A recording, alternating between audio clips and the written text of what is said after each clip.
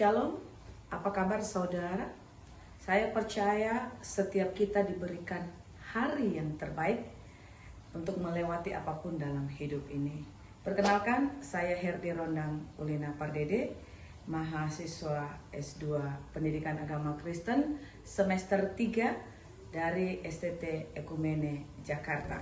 Video ini saya buat untuk memenuhi tugas akhir mata kuliah Pendidikan Agama Kristen Masyarakat Majemuk yang diampu oleh Bapak Pendeta Dr. Buyung Kosaputra Eskom. Saya membahas tentang implikasi pluralitas agama bagi pembelajaran pendidikan agama Kristen. Indonesia merupakan negara yang memiliki keragaman, baik agama, ras, suku, budaya, dan sebagainya, yang dipersatukan oleh Pancasila. Sejak dahulu negara Indonesia mengedepankan keagamaan atau kepercayaan dalam perjalanan bangsa. Ini dapat dilihat dari penyusunan sila-sila Pancasila yang mendahulukan kepercayaan dan terlihat pada sila pertama yang berbunyi ketuhanan yang Maha Esa. Indonesia dikenal sebagai negara religius. Pluralitas berasal dari kata plural yang berarti lebih dari satu atau jamak atau banyak. Pluralitas adalah keberagaman atau kemajemukan yang terdapat dalam suatu bangsa dan yang mendorong tumbuhnya persatuan dan kesatuan. Pluralitas agama dipandang sebagai sebuah pengakuan atas keberagaman agama-agama dengan tetap memegang prinsip dan cara pandang agama terhadap agama lainnya dalam arti yang positif. Seperti yang kita tahu bahwa Indonesia mempunyai 6 agama resmi, yaitu Islam, Kristen Protestan, Kristen Katolik, Hindu, Buddha, dan Konghucu. Faktor yang melatar belakangi adanya pluralitas agama di Indonesia adalah wilayah Nusantara yang berada di antara Samudra Hindia dan Samudra Pasifik, membuat Indonesia menjadi lintas perdagangan internasional dan menjadi jalur masuknya agama-agama sehingga mempengaruhi terciptanya pluralitas agama tersebut. Sebagai bagian dari pluralitas agama, kekristenan tentu memiliki pandangan dan sikap terhadap pluralitas agama tersebut. Pandangan dan sikap Kristen terhadap pluralitas agama ini didasarkan pada Alkitab, sebab Alkitab adalah dasar atau sumber segala pengajaran kekristenan. Dalam Perjanjian Lama, pluralitas agama digambarkan dari kondisi pada bangsa Israel sebagai bangsa pilihan. Dalam waktu tersebut, Tuhan ternyata juga menerima dan mengakui keberadaan bangsa-bangsa lain, meskipun bangsa Israel sudah menjadi bangsa pilihan.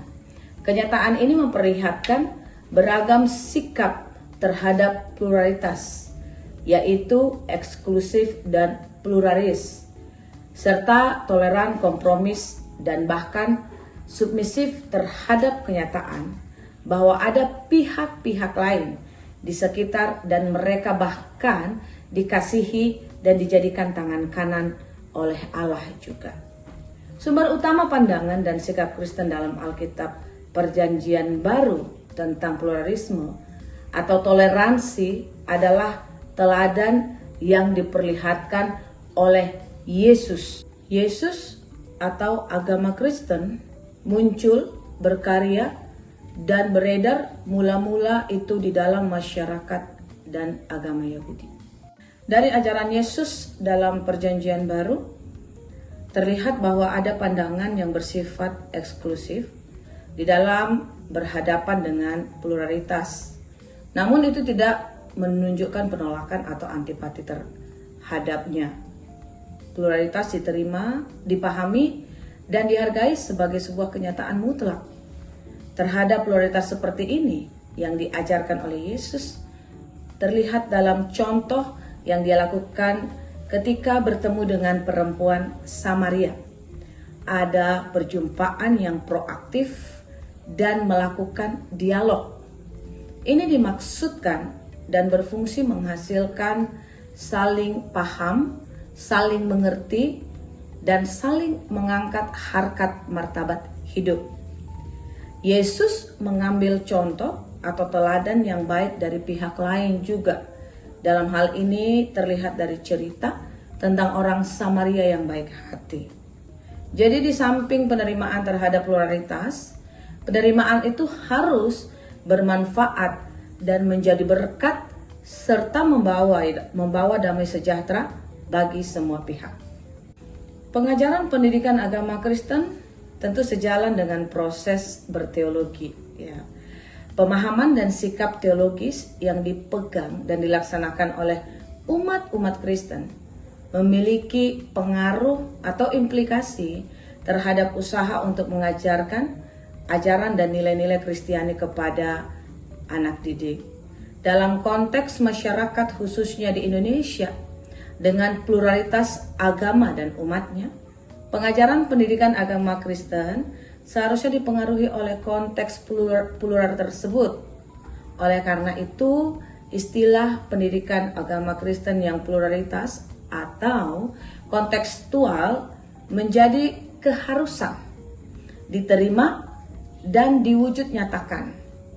Para pendidik atau para guru sebagai narasumber, siapapun mereka yang terlibat dalam pengajaran pendidikan agama Kristen perlu memiliki pengetahuan, wawasan, keterampilan yang minimal memadai, ya, dan memahami tentang kondisi plural agama yang ada di Indonesia sehingga menjadi prinsip dan karakter umum untuk pluralisme atau pluralitas agama ini. Latar belakang dan kondisi sosial, psikologis dan religius para guru atau pendidik yang menerima pengajaran pendidikan agama Kristen dalam masyarakat plural ini perlu diberi perhatian dan pertimbangan dalam pengajarannya. Pendidikan agama Kristen dalam keberagaman secara kontekstual dengan pemahaman, penerimaan dan sikap yang tepat, yaitu adanya keragaman atau pluralitas dalam menghadapi kondisi masyarakat yang majemuk atau keragaman agama, maka tujuan kehadiran Kristen dalam masyarakat yang majemuk dapatlah sangat berarti.